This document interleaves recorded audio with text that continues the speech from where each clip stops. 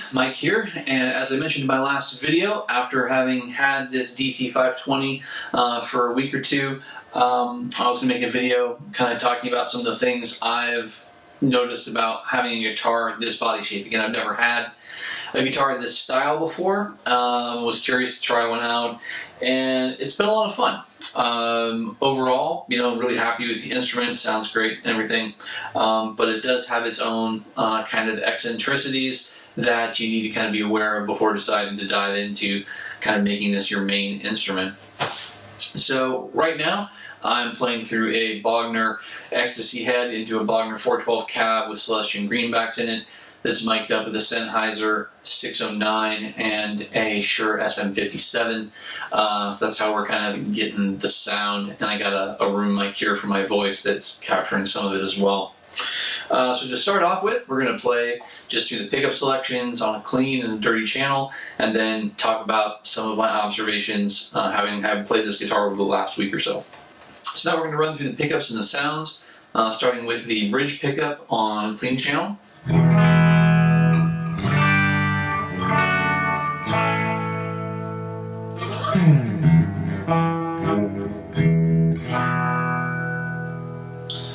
Now I'm going to the middle position.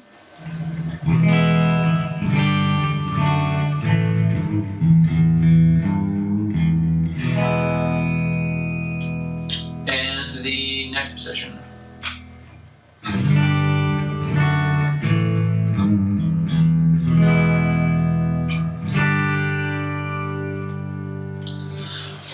Now this guitar is equipped from the factory with a tone zone and an Aaron Norton combination, which is common in a lot of Ibanez guitars.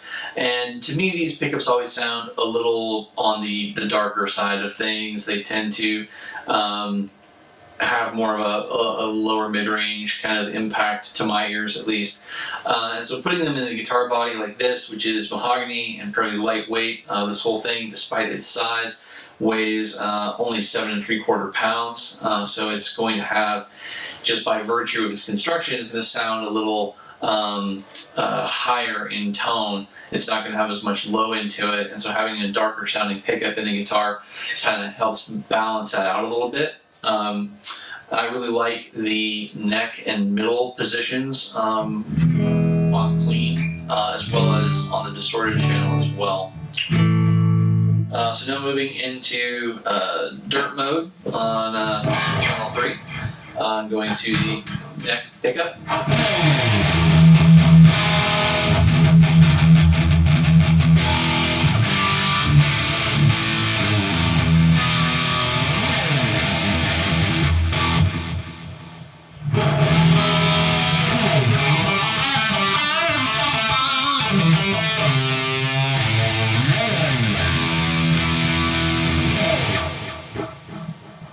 Middle position.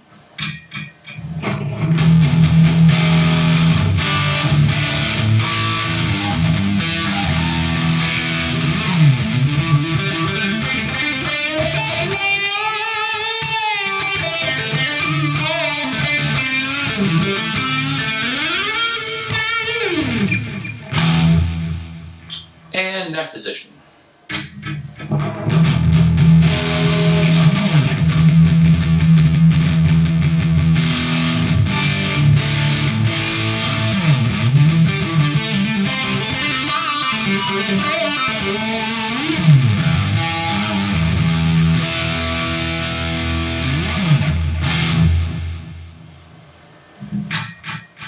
Now my personal taste, my personal favorite setting is the middle position, because it does fatten it up a little bit, and I think that on the bridge position by itself it seems a little harsh to my ear, so I like having both pickups blended together, but I don't like that it sounds a little washed out when I do that. So to get around that, I put a boost pedal in front of the head and engage that to give me a little more top-end sparkle back into the sound. This is the sound with the middle position, both pickups engaged with a boost pedal to give it a bit more top-end.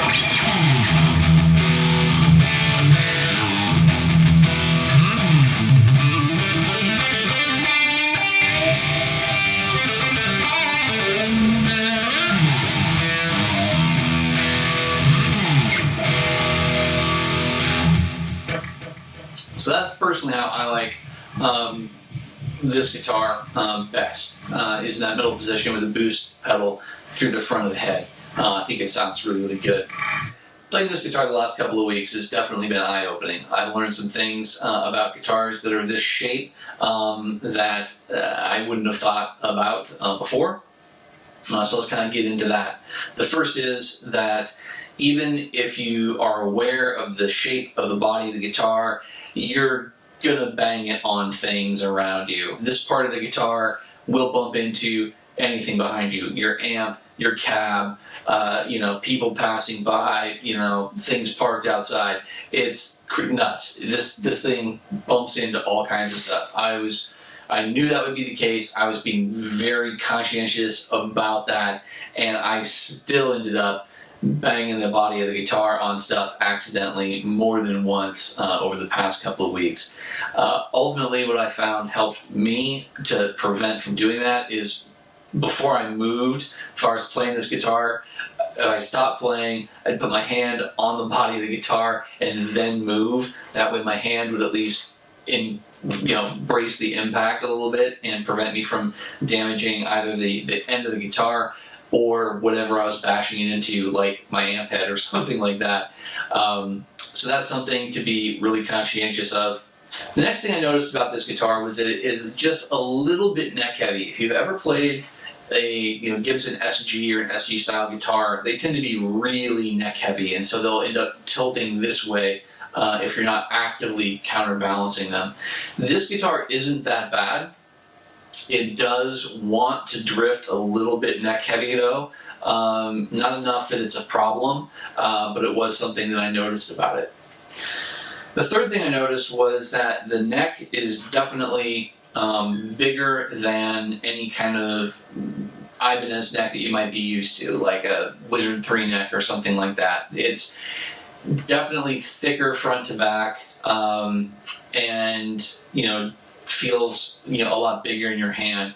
It's not uncomfortable to play, but if you're really used to that thin Wizard 3 neck, this is going to be substantially thicker, and you're going to notice that.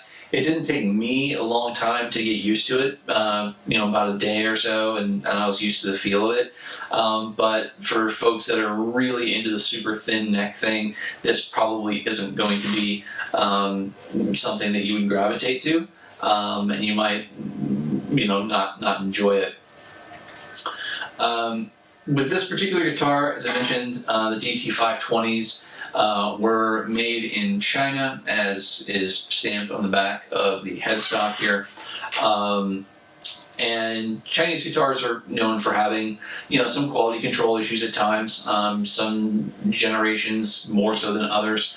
This one was really well put together. I thought the quality was really good. It does have a couple of buzzy frets though, so that's something to watch out for. If you look for one of these, you may end up with some fret buzz in some places. Like there are a couple of frets, like the fret 18 and 19 specifically on this guitar, buzz out in the middle 4 strings, and so that's something I'm going to need to have taken care of. I might be able to tap them back down lightly with an appropriate kind of hammer, or I might have to take it into a luthier to have them, grind down those frets a little bit to keep it from buzzing, because it is audible in a recording when you hear those play. The next is that most guitar stands are not going to work for this style of guitar. Any of the usual guitar stands with the kind of cradle at the bottom really isn't going to work well with this back end. Even if you get the guitar to sit in the stand, ultimately this part of the guitar is probably going to get drug on the floor and beat up quite a bit. So you are going to want a gravity stand or a wall hanger or something that suspends the guitar by its headstock in order to keep it off the ground and keep it from bumping into things and keeping the instrument at hand.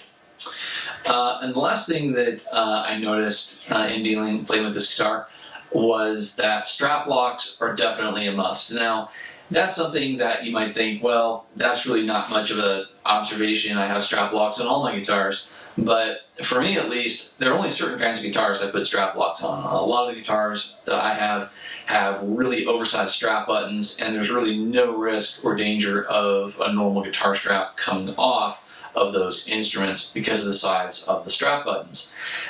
Because the way the strap hooks to the back of the guitar gear up by the neck joint, it pushes on sort of this way, and the guitar tends to want to lean forward this direction a little bit when you're playing, and so your strap is constantly trying to get peeled off of the guitar.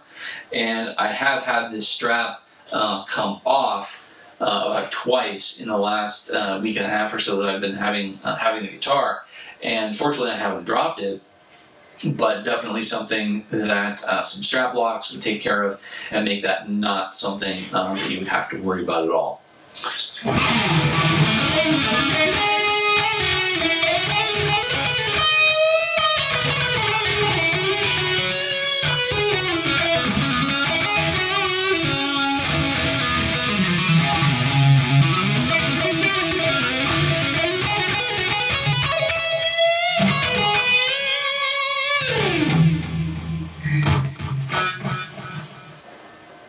Thanks for watching. As always, if you enjoyed this video, please consider subscribing to the channel. And to check out my recording project, The Signal and the Noise, please see the link in the description of this video. Thanks. Have a great day.